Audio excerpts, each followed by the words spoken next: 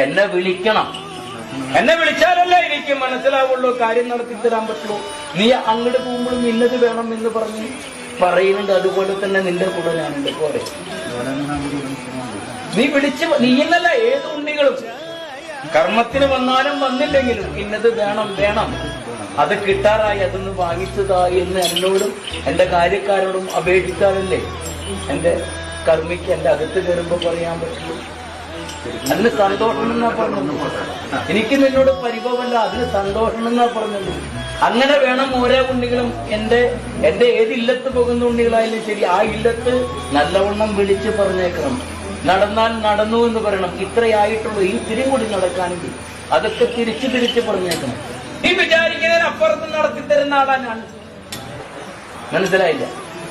നീ എന്താ എന്നോട് പറഞ്ഞ എന്റെ കയ്യില് ഒരു അണാ പൈസ ഇല്ലാത്തരാൻ വിറ്റുപരന്മാരെ